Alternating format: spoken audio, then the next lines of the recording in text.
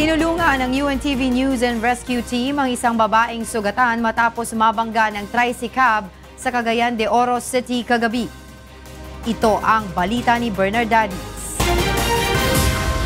Nagtamo ng sugat at bukol sa iba't ibang bahagi ng katawan ang 48 anyos na si Mirna Bugto matapos mabangga ang sinasakyan niyang motorsiklo ng isang tricycab sa Cagayan de Oro City pasado alas 10 kagabi. Nilapatan ng first aid ng UNTV News and Rescue Team si Mirna at saka dinala sa Northern Mindanao Medical Center. Ayon sa biktima, binabagtas nila ang Reyes Street sa Barangay Bugo nang bigla umanong nagkat sa kaliwang lane ang tricab at dahagip ang kanilang motorsiklo. Nagtamo rin ng injury ang kanyang asawa na nagmamaneho ng motorsiklo na si Bebelito Bugto. Ang ibang rescue team na ang tumulong sa asawa ni Mirna na maisugod sa ospital. Bernardadis, UNTV News and Rescue, Philippines. Isang bilanggo ang nasawi at hindi bababa sa 10 iba pa ang sugatan sa sunog sa Antipolo City Jail kagabi. Ito ang balita ni Bernardadis.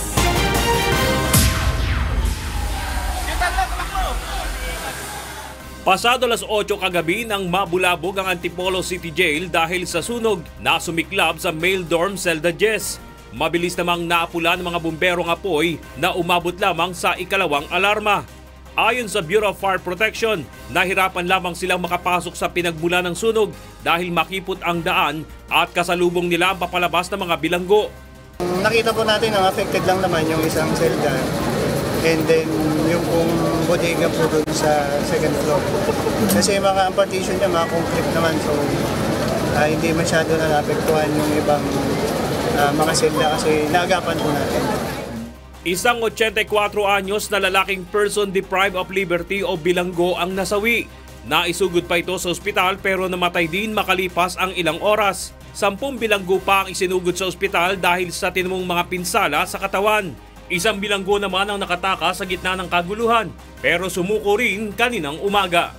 Nagkaroon ng panic, nagtalunan, nag-aagawan sa kuwan, nagsisigawan, kaya ganun, parang anggulo kanina. So immediately, kami naman na nandito,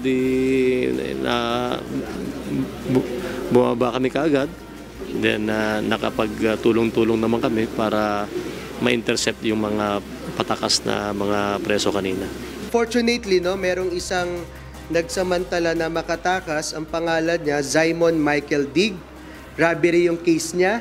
At kasalukuyan, nandun na yung tracking team natin. In fact, kanina pa, after na immediate na quick accounting natin, nag-dispatch na kagad tayo ng tao. Kinausap na rin yung family. Agad namang naibalik sa kanilang mga selda mga bilanggo matapos matiyak na ligtas na ang lugar. Patuloy na iniimbestigahan ng mga otoridad ang pinag-ugatan ng sunog. Bernardadis, UNTV News and Rescue, Philippines. Arestado sa buy-bust operation ng Quezon City Police kagabi ang 4 na indibidwal kabilang ang isang criminology student sa barangay Pasong Tamo. Ito ang balita ni Asher Cadapan Jr. Balik kulungan ng 26 anyos na si Jerome Eulogio na kalalaya lang ngayong taon dahil sa pagtutulak ng iligal na droga. Naaresto ang suspect sa buy-bust operation ng Quezon City Police District sa Area 1, Barangay Pasong Tamo, Quezon City, alas 8:30 kagabi. Kasama sa naaresto ang mag-live-in partner na sina Kate Torres at Johnson Rase at isa pang criminology student. Doon po kasi yung kwarto namin sa kabilang. Hindi po sir. Gumagamit lang po sir. Pero hindi po nila kami nakakto na gano'n, na ganito, ganyan. Kahit yung nakita po nila, hindi po yun sa amin. Hindi na po kasi totoo rin po yung nakuha na nila. Wala po talaga sa amin nakuha. Ewan ko po, nagulat na nga lang rin po kami. Tsaka yung pair. Ayon kay Station 6 Commander Police Superintendent Joel Villanueva, sa bahay mismo ni Jerome nagpapat session ang mga parokyano nitong gustong gumamit ng ipinagbabawal na gamot. So, ang target namin si Jerome, yung bagong laya bagong laya sa kulungan. Ang dati niya ng kaso, isa na rin yung drugs din. So nakalaya siya, then bumalik ulit sa dati niyang gawain, pagbebenta ng drugs. Ito yung mga parokyano niya, mga tricycle driver. Kasi tricycle driver din siya eh. Itinanggi naman ito ni Jerome. Kumakain lang po ako ng kanin sa bahay. Kasama ko yung mag-ina ko po siya. Kaya yun, nagulit na ako. Sinama na rin ako. Kasugal lang po ako nahuli dati. Kaso ko po yung 16 na auto lang. Nakumpiska sa mga suspect ang 5 plastic sachet ng hinihinalang shabu at 200 pisong buy bust money. Asher Kadapan Jr., UNTV News and Rescue, Quezon City. Maayong gabi narito na ang mga balita mula sa iba't ibang panig ng Pilipinas. Patuloy na nananawagan ng hustisya ang kaanak ng isang guro sa General Mariano Alvarez sa Cavite na pinatay noong linggo ng gabi. Ayon sa GMA Cavite Police, patuloy ang isinasagawang manhunt operation sa responsable sa naturang krimen. Ito ang balita ni Benedict Samson. Binawian ng buhay ang gurong si Jolly Butawan ng General Mariano Alvarez Cavite matapos pagsasaksaki noong linggo ng gabi. 30 saksak sa iba't ibang bahagi ng katawan ang tinamo ng biktima. Pinatay si Butawan sa loob ng comfort room ng kanyang tirahan sa GMA Village, Barangay Poblacion 5, General Mariano Alvarez. Ayon sa kapatid ng biktima na si Joseph, mabait ang kanyang kapatid kaya naman di nila sukat akalain na may papatay rito. Ayon kay General Mariano Alvarez Cavite Police Chief Inspector Romulo de la Rea, ang gulong pagnanakaw ang nakikita nilang motibo sa pagpatay. Nawala nga yung mga mahalagang gamit tulad ng cellphone, alahas at pera. Ayon pa sa pulisya, may isang person of interest na sila sa kaso, batay na rin sa nakuha nilang CCTV videos at salaysay ng mga testigo. Sa ibinigay na video ng GMA Police, makikita ang suspect na nasa isang computer shop habang hawak pa ang cellphone ng biktima. Samantala, hustisya naman ang hiling ng pamilya Butawan dahil sa naturang karumal-dumal na pamamaslang. Sana po mahuli po yung pumatay sa aking mahal na kapatid. Patuloy naman ang isinasagawang manhunt operation ng GMA Cavite Police sa suspect. Benedict Samson, UNTV News and Rescue, Cavite. Malaking tulong sa seguridad ng Zamboanga City ang 3 naval detachments na itinurn over sa AFP Joint Task Force Zamboanga. Partikular na nakalagay ang mga detachments sa entry points ng coastal area sa lugar. Ito ang balita ni Dante Amento. El Philippine Navy formalmente llaman turnover con el AFP Joint Task Force Zamboanga el 3 Naval Detachments ayer. Ya pone estos na coastal barangay del Rio Hondo y Mariki. El los mencionado barangay amoya hace entry points el mga MNLF ya ataka na ciudad del 2013 siege. Asigon con el Navy, grande ayuda este para prevenir entra otra vez el mga bandido grupo na lugar. With the deployment of the Marines dito sa tatlo, maaasahan natin na talagang lahat na pumapasok dito ay talagang makokontrol ng Joint Task Force Zamboanga. El ayuda también este contra smuggling, illegal fishing y otro illegal actividades na mar. Junto man mantiene con el mga pasilidad el Navy y Joint Task Force Zamboanga. Tarindi gracias el gobierno local de Zamboanga con este proyecto del Fuerzas de Seguridad na lugar.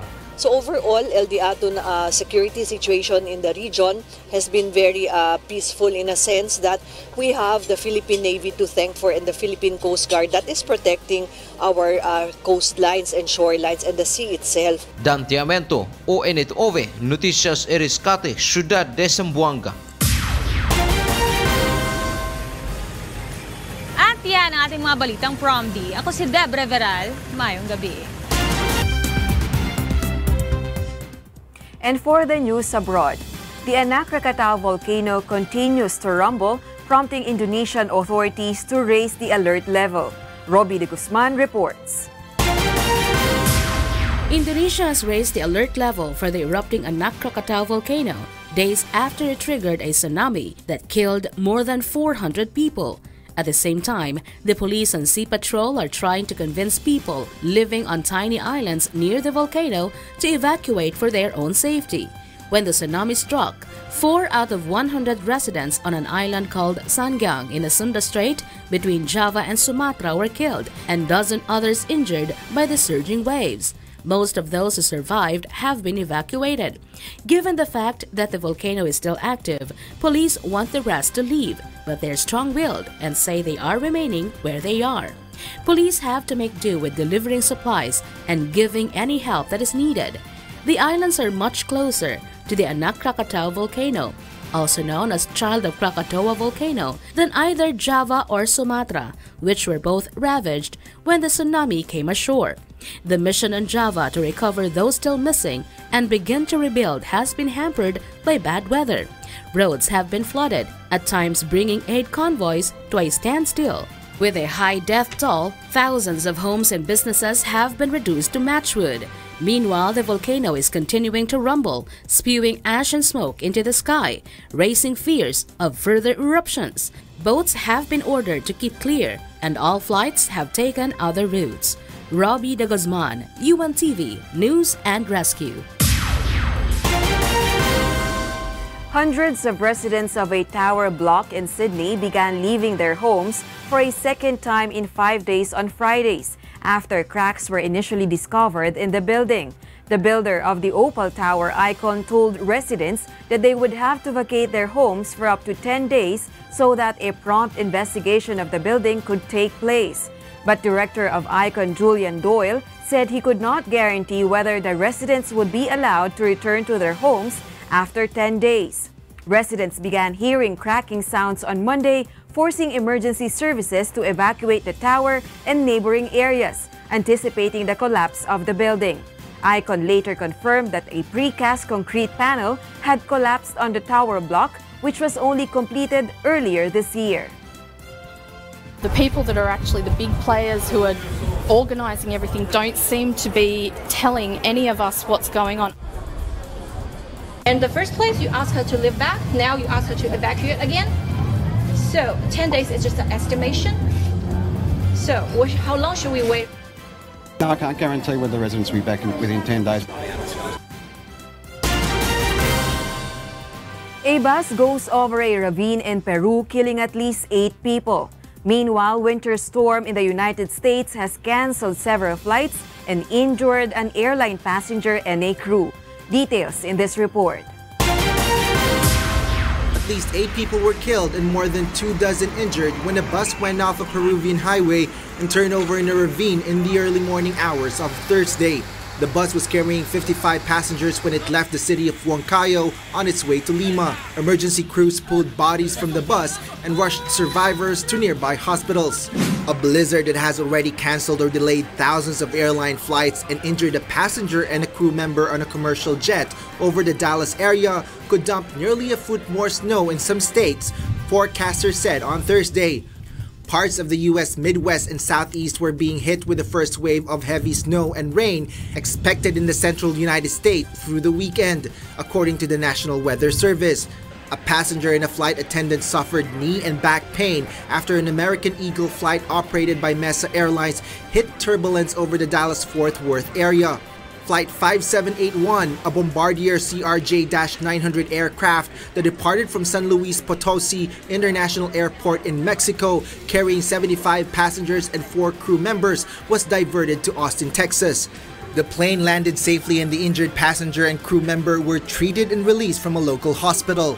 In the Midwest, winter storm and blizzard warnings were in effect for parts of Kansas, Nebraska, North Dakota, South Dakota, and Minnesota, the National Weather Service said. A tornado watch for parts of central and southeast Louisiana and southeast Texas were in effect on Thursday. Heavy rain and flooding has created catastrophic conditions for those living in northern Syrian refugee camps, according to the Syrian Observatory for Human Rights. Camps have been submerged underwater and tents were destroyed in the Atima refugee camp in Syria's Idlib province. Syria's civil war has killed hundreds of thousands of people, forced millions to flee in the worst refugee crisis since World War II, and embroiled regional and world powers. Asher Kadapan Jr., UNTV News and Rescue. Ukrainian President Petro Poroshenko on Wednesday announced the end of martial law in the country's border regions with Russia, bringing to an end 30 days of tensions. On November 25, Russian forces seized 3 Ukrainian naval ships and 24 sailors in the Kerch Strait, separating the Black Sea and the Sea of Azov, saying that the Ukrainian ships had breached its border. Ukraine called Russia's actions an act of aggression and urged Moscow to release the captured ships and sailors. The country then declared a state of martial law in 10 Ukrainian regions near Russia. According to Poroshenko, since the confrontation, Ukraine has fundamentally strengthened its defense against new threats by redeploying troops, improving coordination of preparedness, and increasing military reservists and equipment. Poroshenko also stressed that Ukrainian ships, including naval vessels, have the right to continue to use their ports in the Sea of Azov, and said that the international community was on Ukraine's side regarding the issue. And those are the stories from around the globe. Good afternoon.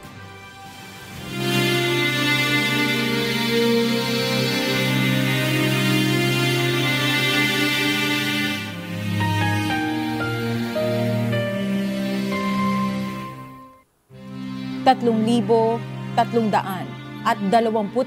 araw o mahigit 9 na taon na po ang nakalipas mula na maganap ang malagim na Maguindanao Massacre. Ngunit hanggang ngayon ay naghahanap pa rin tayo ng katarungan sa mga biktima ng malagim na krimen. At sa tila madilim na hinaharap ng kaso, hindi po bibitiw ang UNTV sa labang ito hanggang makamit ang katarungan hindi lamang para sa aming 4 na kasamahan, kundi sa lahat ng mga biktima ng karumal-dumal na pamamaslang. Nakumpleto na rin kagabi ang 8 wish coveries ng Camp Veni Saturno na maglalaban-laban sa next round ng Wish Covery Season 2, The Singer and the Song. Ito ang balita ni Leslie Longbowen.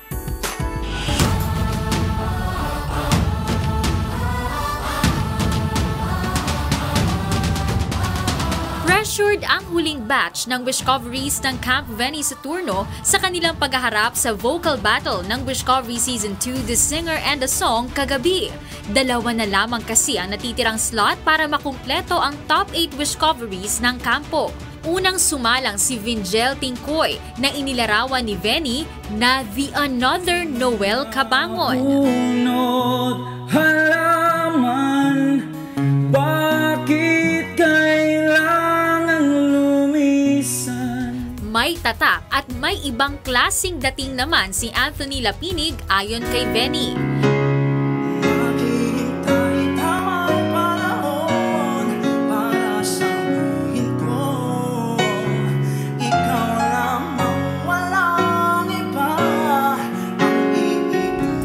Napansin din ni Veni ang good voice quality ni Matt Mondragon.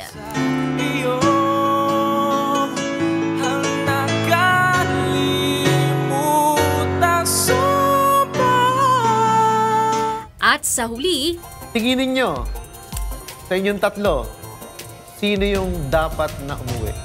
Sino na umuwi? Sino lang umuwi? Ah? Tama ka! Siya ang uuwi. Kayong 2 ang matitira. Na-eliminate si Matt. Ang masasabi ko sa 2 kalaban, thank you. Thank you sa laban. And marami akong natutunan sa inyo. At naging kaibigan ko sila. And sa wish naman, salamat at naka-perform ako. At na-share ko yung talents ko. Kaya thank you wish. 3 teams na lamang ang natitira na mamimili ng kanilang top 8. Ang Camp Boy Christopher, Noel Cabangon at Moy Ortiz. Pagkatapos ito ay ang one-on-one showdown mula sa Lunes. Leslie Longbowen, UNTV News and Rescue, Philippines.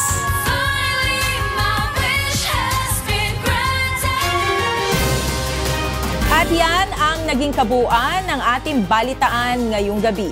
Aming inilahad ng buong katapatan kung paano namin nasaksihan. Kayo'y makapagtitiwala na ang aming nakita at narinig ang aming ibinabalita. Magandang gabi.